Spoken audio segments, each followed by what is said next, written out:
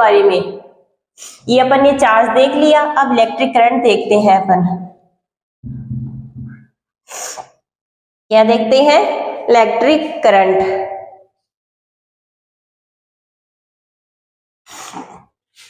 Electric current यानी कि विद्युत धारा, इसका फॉर्मूला क्या है?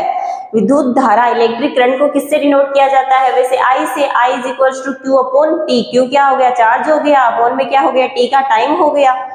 तो I is equal to Q upon T। ये क्या हो गया? चार्ज हो गया। ये क्या हो गया? टाइम हो गया। I is equal to Q का अपॉन T। इसी को अगर हम इंटीग्रेशन में करें फिर तो क्या आ जाएगा? dq upon dt। क्या आ जाएगा? dq upon dt। क्या आ जाएगा? dq upon dt। अब इसकी जो SI यूनिट होती है चार्ज की, वो किस में होती है? किसकी होती है? करंट की जो SI यूनिट होती है करंट की, I की, वो हो एम्पियर में।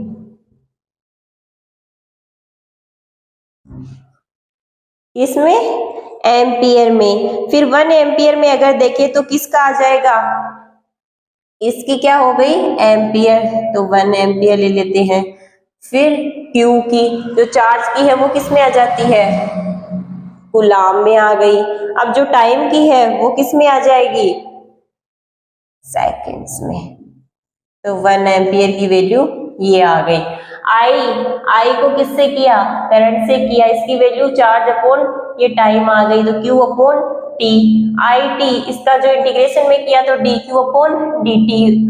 फिर 1 एम्पियर में अपन ने निकाला तो 1 कूलाम अपॉन 1 सेकेंड, ये इसका क्या आ गया, एम्पियर के अंदर आ गया।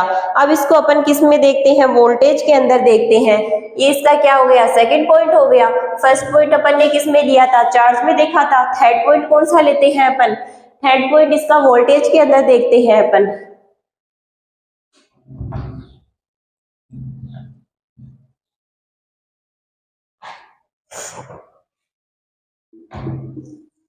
थर्ड पॉइंट किस में देखते हैं, वोल्टेज में। वोल्टेज का क्या होता है formula, V is equals to W upon Q. V यानी वोल्टेज W का, वर्क डन अपॉन Q का क्या हो जाएगा, चार्ज हो जाएगा।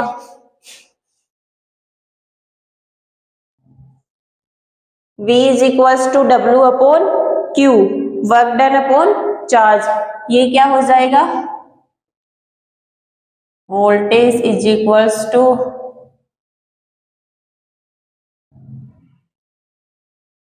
वर्क डन अपॉन चार्ज, ये यहाँ पे हो गया। फिर जैसे को अपन इसको सिंपल लैंग्वेज में समझे, सिंपल लैंग्वेज में समझे तो मैं आपको बताती हूँ कि जैसे यहाँ पे इसको सिंपल लैंग्वेज में लेके समझते हैं अपन। एक V is equals to W upon Q तो हो गया। अब यहाँ पे देखिए जैसे कि ये एक पॉइंट है B, यहाँ पे एक पॉइंट लिया A, इस पे जो चार्ज है B से A की तरफ जो चार्ज है वो क्या हो रहा है, फ्लो हो रहा है। जो करंट है वो B से A की तरफ आ रहा है, तो यहाँ पे जो करंट है वो क्या लग रहा है, यहाँ पे जो करंट है वो किससे डिनोट कर रहे हैं अपन, Q नोट से डिनोट कर रहे हैं। तो आगे जो करंट है वो B से आ किसकी तरफ रहा है, किसकी तरफ आ रहा है, ए की तरफ आ रहा है। किसकी तरफ आ रहा है, ए की तरफ आ रहा है। तो जो करंट आ रहा है बी से ए की तरफ, उसको डिवाइड कर दो किससे, चार्ज से। टोटल चार्ज क्या दे रखा है, चार्ज कितना आ रहा है, क्यू नोट आ रहा है। अब इसी को अपन क्या बोलते हैं, पोटेंशियल डिफरेंस बोलते हैं। क्या बोलते हैं, पोटेंशियल डिफरेंस।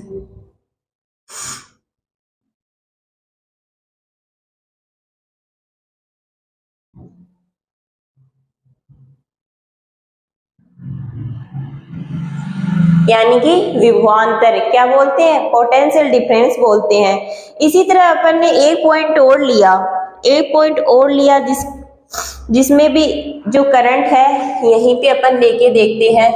ये पॉइंट बी ले लिया, ये पॉइंट ए ले लिया, इससे जो करंट है वो इधर की तरफ आ रहा है, ए की तरफ आ रहा है। इसी का जो टोटल चार्ज है वो अपन ने क्या मान लिया, क्यू नोट मान लिया। सॉरी, इसमें अपन ने टोटल चार्ज क्या, ये चार्ज क्या माना था, क्यू नोट माना था। और इसमें अपन इन्फिनिटिव मानते हैं, जो इन्फिनिटिव करंट है वो फ्लो हो रहा है। यहाँ पे जो इन्फिनिटिव करंट अगर फ्लो हो रहा है इसके साथ में, क्यू नोट के चार्ज के साथ में, और जो ये वैल्यू है ये किसकी तरफ जा रही है, फिर यहाँ से इन्फिनिटिव से ए की तरफ जा रही है। इस पॉइंट को अपन क्या ले लेते हैं, इन्फिनिटिव, और जो चार्ज है वो क्यू नोट का क्यू नोट है। तो इन्फिनिटिव से किसकी ओर जा रहा है, ए की तरफ जा रहा है। इन्फिनिटिव से अगर ए की तरफ जाएगा तो ये क्या हो जाएगा, ए माइनस बी हो जाएगा। तो ये क्या हो गया, डब्ल्यू इन्फिनिटिव माइनस ए अपॉन चार्ज कितना है, क्यू नोट।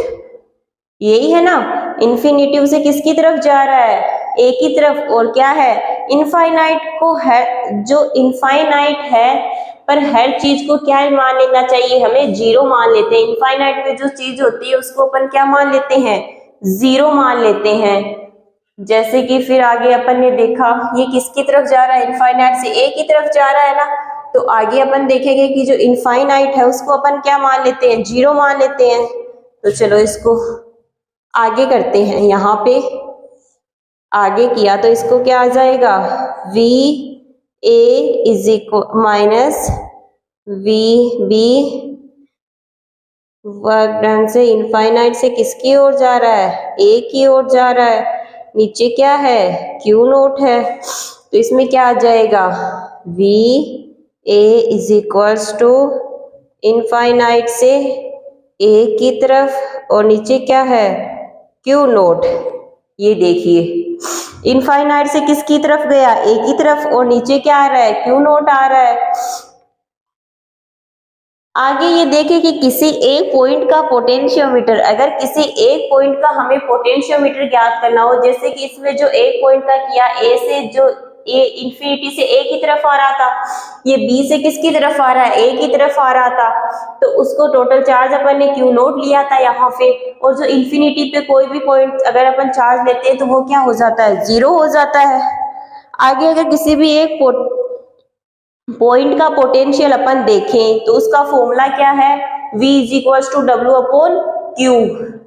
ये अपन देख ही रहे हैं, V is equals to W upon Q. किसी एक पॉइंट का पोटेंशियल अपन ने निकाल के देखा यहाँ पे।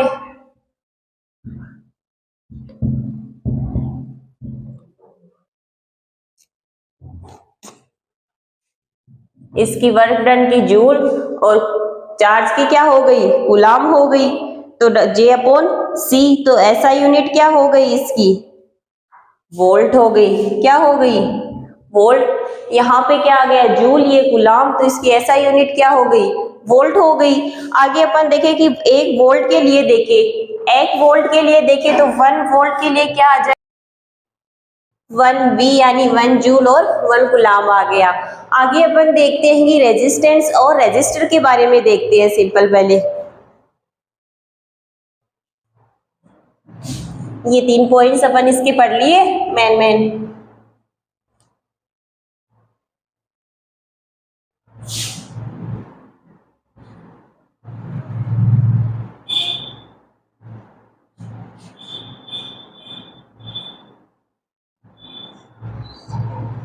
रेजिस्टेंस एंड रेजिस्टर के बारे में।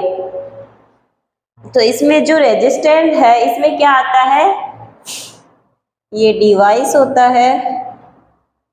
क्या होता है, डिवाइस, और जो इसकी वैल्यू होती है वो किससे आती है, फिर रेजिस्टर से आती है, यानी कि प्रतिरोधक। ये देखिए किससे आती है, रेजिस्टेंस से आती है। जैसे कि अपन ने एक लिया,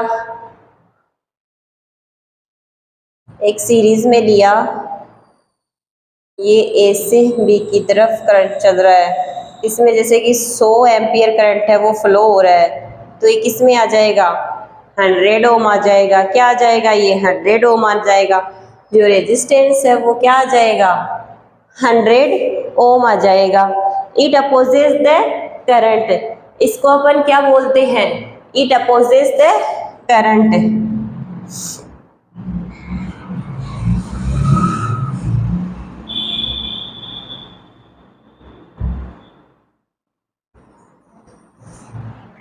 यानी कि इसमें जो डिवाइस होते हैं उनकी वैल्यू होती है, उसी से क्या बनते हैं, रेजिस्टर। और फिर जो इसमें ए से बी की तरफ जो करंट फ्लो हो रहा है, 100 एम्पियर करंट फ्लो हो रहा है, माना कि जो आर है वो रेजिस्टेंस है, वो क्या आ जाएगा, 100 ओम आ जाएगा।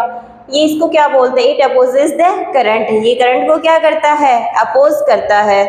अब इसी में देखिए तो आर है, रेजिस्टेंस की जो वैल्यू है वो क्या आती है, आर होता है क्या है, आर का फॉर्मूला होता है वी अपॉन आई। क्या होता है, V अपॉन आई होता है। अब इसकी ऐसा यूनिट देखिए तो ऐसा यूनिट क्या होती है, ओम्स लॉ। ये आती किस में है, वैसे ओम्स लॉ के अंदर ही तो आती है। तो इसको V निकाले, वोल्टेज निकाले, तो V क्या आ जाएगा, IR आ जाएगा। ये किस में आता है, इसी को अपन क्या बोलते हैं, वैसे ओम्स लॉ बोलते हैं। क्या बोलते हैं, ओम्स लॉ बोलते हैं। वैसे इसमें देखिए तो 2 टाइप होती है, एक सीरीज होती है और एक पैरेलल होती है। पहले ये तो हम बाद में अच्छी तरीके से लंबे में पढ़ेंगे, एक बार शॉर्ट में बताती हूँ थोड़ा सा, यहाँ पे जो आगे अच्छे से समझ में आ जाए। एक क्या होती है, सीरीज होती है फर्स्ट, यानी कि श्रेणी, और सेकंड क्या होता है, पैरेलल, यानी कि समांतर। एक क्या हो गई, सीरीज हो गई, सेकंड क्या हो गई, पैरेलल हो गई। अब इसमें इक्विवेलेंट में निकाले अगर तो क्या करेंगे, R1 plus R2, R1 plus R2, ये रेजिस्टेंस 1 हो गया, रेजिस्टेंस क्या हो गया, 2 हो गया। इसी तरह अगर अपन पैरेलल में देखें तो ये लाइन यहां से जाके वापस यहीं पे मिल जाती है। इसका इक्विवेलेंट क्या हो गया, R1 R2 upon R1 plus R2। तो इक्विवेलेंट में ये क्या आया, R1 प्लस R2 सीरीज में, और नीचे वाले में जो पैरेलल समांतर में अपन ने देखा इसमें क्या आया, R1 R2 upon R1 plus R2। आगे अपन क्या देखते हैं, ओम्स लॉ के बारे में देखते हैं। आगे अपन किसके बारे में देखते हैं, ओम्स लॉ के बारे में। ये तो सीरीज और पैरेलल नॉर्मल देखा है, आगे इसको विस्तार से पढ़ेंगे। ओम्स लॉ के बारे में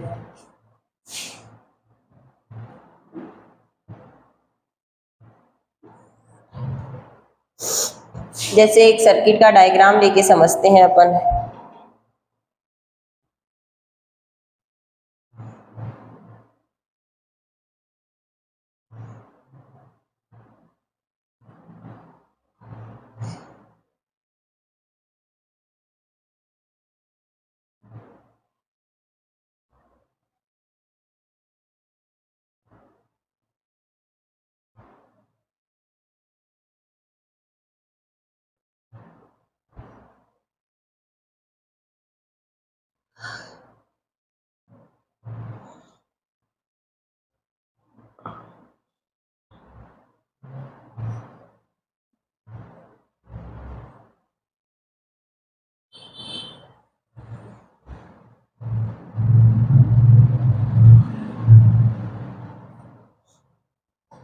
ये देखिए इसमें अपन ने क्या लिया, एक सर्किट डायग्राम के थ्रू इसको अपन समझते हैं। एक सर्किट डायग्राम के थ्रू इसको समझेंगे तो यहाँ पे क्या आ जाएगा, ये नेगेटिव का चार्ज है, ये पॉजिटिव का, ये इधर से फ्लो करना स्टार्ट करेगा। तो ये आगे की तरफ जो करंट है ये फ्लो कर रहा है, तो ये रेजिस्टेंस यहाँ पे आ रहा है, तो ये माइनस, ये प्लस, ये आगे की तरफ जा रहा है। इसके बीच में जो वोल्टेज और रेजिस्टेंस है, ये वोल्टेज में अगर जो करंट यहाँ से फ्लो कर रहा है तो जो आई जो चार्ज लग रहा है ये आई के प्रोपोर्शनल क्या हो जाएगा, इधर वोल्टेज हो जाएगा। तो आई की वैल्यू किस में आ जाएगी, 1/R। अगर 1/R वी में आएगी, यहाँ पे आई से अगर प्रोपोर्शनल इसका माने तो 1/R वोल्टेज आ जाएगी। तो V की वैल्यू यहाँ से क्या आ जाएगी, IR आ जाएगी। V की वैल्यू क्या आ जाएगी, यहाँ से IR आ जाएगी बात के अंदर। फिर अपन इसको एक शॉर्ट में देख के देखते हैं। पहले तो V is equals to IR, Ohm's का नियम किसे कहते हैं, V is equals to IR, इसी को क्या बोलते हैं, ओम्स का नियम बोलते हैं। अब इसमें कांस्टेंट क्या है,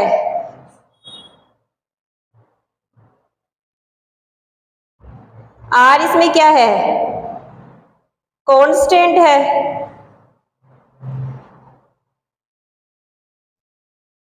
ये क्या आ गया, ओम्स लॉ आ ही गया। आगे अपन इसको किसी एक तार में लेके देखे, एक तार में लेके देखते हैं तो सिंपल पहले छोटे में लेके एक रोड के अंदर इसे अपन लेके देखते हैं पहले। चलो ये तो एक सर्किट में लेके देखा, अब एक रोड के अंदर लेके देखते हैं। जैसे ये एक वायर लिया अपन ने चौड़ा सा, क्या लिया, एक वायर लिया, वायर में ये रो हो गया, यानी कि रो, इसको अपन क्या बोलेंगे, इसको अपन मटेरियल से करेंगे। ये यहाँ पे क्या ले लेंगे, लेंथ, ये मटेरियल, ठीक है, लेंथ ले ली ऊपर की तरफ, नीचे मटेरियल ले लिया, फिर इसमें एरिया ले लिया, ये दूरी ले ली, ये एरिया, ये क्या हो जाएगा, πr² हो जाएगा। अब आगे अगर इसी का अपन फॉर्मूला बना के देखें तो फॉर्मूला बना के देखते हैं तो क्या आ जाएगा, रेजिस्टेंस में ρl/a, क्या होगा, ρl/a, और इसी तरीके से और देखें तो क्या बन जाएगा, R is equals to rho L upon area की वैल्यू क्या है, पाई आर स्क्वायर। ये देखिए आगे अगर इसी तार में अपन और देखें तो रेजिस्टेंस की वैल्यू मटेरियल पर डिपेंड कर रही है। तो अगर अपन देखें तो इसमें आगे देखिए कि जो रेजिस्टेंस की वैल्यू है वो किस पे डिपेंड कर रही है, मटेरियल पर डिपेंड कर रही है। तो R is equals to rho upon A तो आता ही है, रेजिस्टेंस की वैल्यू है वो किस पे डिपेंड करती है, मटेरियल पे। तो मटेरियल क्या है, रो है, एल क्या है, लेंथ ली गई है। तो रेजिस्टेंस की वैल्यू मटेरियल पर डिपेंड करती है। तो पदार्थ की जो प्रकृति होती है उसमें फर्स्ट तो अपन क्या दर्शाएंगे कि जो आर होता है वो प्रोपोर्शनल होता है, किसके प्रोपोर्शनल होता है। तो इसमें फर्स्ट प्रॉपर्टी है वो अपन क्या दर्शाएंगे कि जो आर है वो रो के प्रोपोर्शनल होता है। ये क्या होती है, पदार्थ की प्रकृति होती है।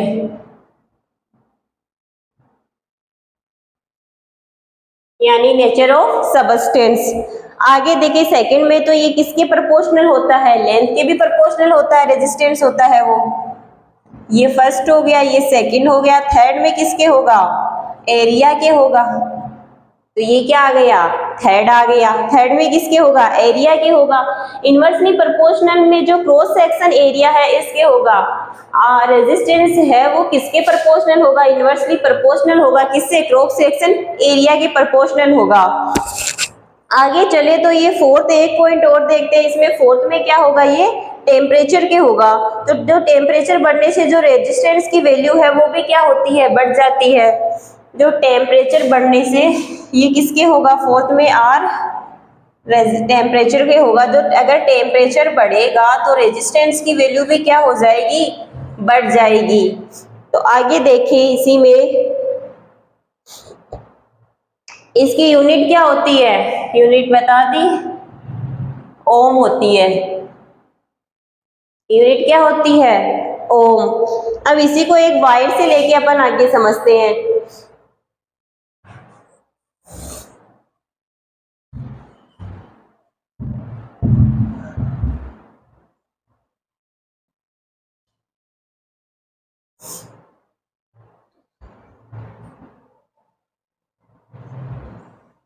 जैसे कि ये वायर लिया, इसकी लेंथ कितनी ले ली, 1 मीटर ले ली, एरिया कितना ले लिया, 1 मीटर स्क्वायर ले लिया। अब जो रो है वो किसके इक्वल है, तो क्या रेजिस्टिविटी की वैल्यू है वो रेजिस्टर के बराबर होगी। इसकी जो मटेरियल की वैल्यू है रेजिस्टर के इक्वल है, क्या ये रेजिस्टिविटी के बराबर होगी। चलो देखते हैं होगी या नहीं होगी। तो आगे अपन देखते हैं। तो रेजिस्टिविटी है, इसकी वैल्यू रेजिस्टेंस की जो स्पेसिफिक, इसको इसी को अपन क्या बोलते हैं, रो इज इक्वल टू आर तो होगा ही। तो इसमें जो रो इज इक्वल टू आर होगा, इसमें देखिए ये तो क्या आ जाएगा, रेजिस्टिविटी आ जाएगी। ये क्या होता है फिर, स्पेसिफिक रेजिस्टेंस।